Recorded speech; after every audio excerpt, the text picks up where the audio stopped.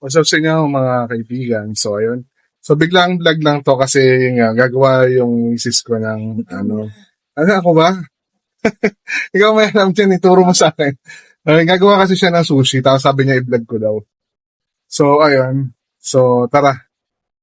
I-vlog natin kung paano gumawa ng sushi version niya.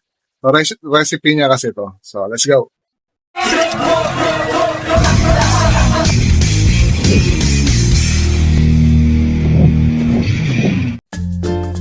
So guys, ito lang yung gagamitin nating ingredients. Actually, napanood to ng asawa ko daw sa TikTok.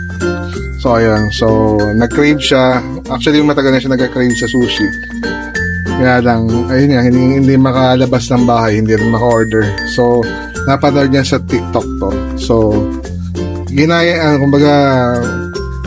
naman niya na to kahapon. Tapos, masarap naman. So, ayun, tara, gayahin na ulit natin. Tikman ulit natin to. So, ito lang yung mga ingredients. So, nori. So, yan. So, nabibili naman yan sa, sa Alphamart. Tapos, ito lang, yung sa tindahan, bili lang kayo ng gantong cheese whiz na twin pack. Tapos, itong pangpanghang na to. Sa lang to sa Mr. Kimbab sa SM. So, yung nabibili doon kapag umorder kayo sa kanila. So, inuwi lang yung yung nabibili doon.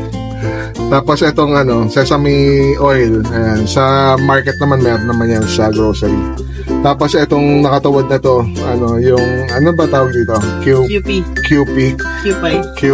Yan.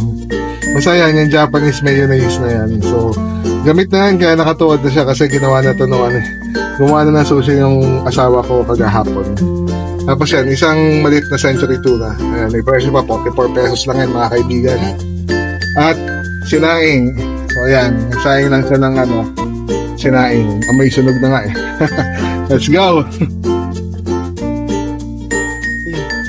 So kumuha lang tayo ng isang pan, tapos lagyan natin ito ng kanin. Ayan, bagong saing dapat yung kanin natin.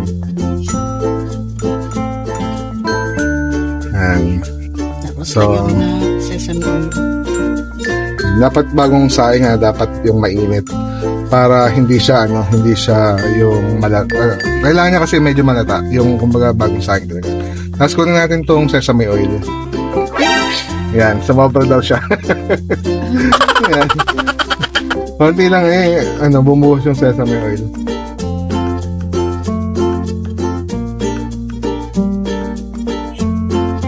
Yan, tapos lagyan natin siya ng yung tawag yan, cheese whiz, mga kaibigan.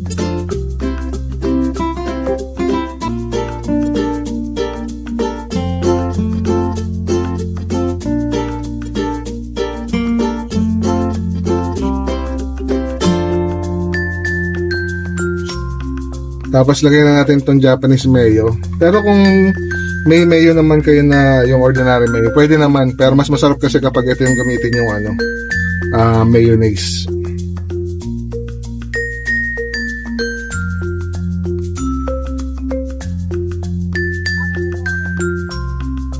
Ano ito sabaw? Tapos yung century tuna ninyo, tanggalan nyo ng sabaw. Kailangan walang sabaw ha, kasi kailangan lang natin yung laman. Kaya yun nga, ang century tuna kailangan yung flakes in oil lang, wag yung may flavor. Tapos yan, ilagay na natin yung flavorings yung galing sa kimbab. May konting spice. Yan, para may konting spice daw. Tapos haluin na ng kutsara. I-mix-mix lang yan, mekos-mekos lang yan mga kaibigan. Mekos-mekos lang. Nakita niyo, late ng kamay, hindi ko kamayan ng misis ko.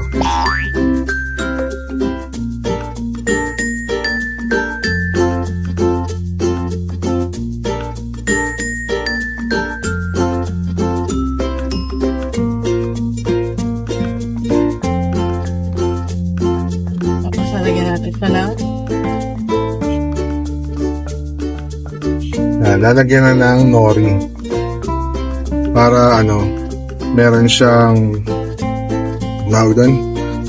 meron siyang design.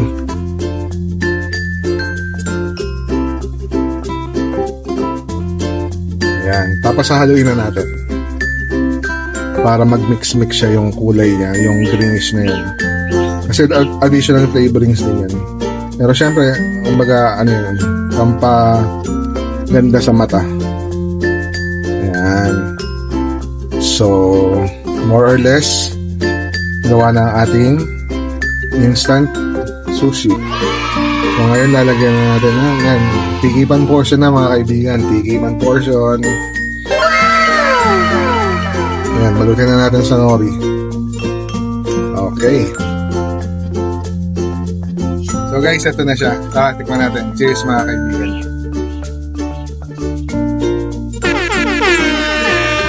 Yup. Panalo. Try nyo rin mga kaibigan. Sarap. Napakadaling gawin. Try natin.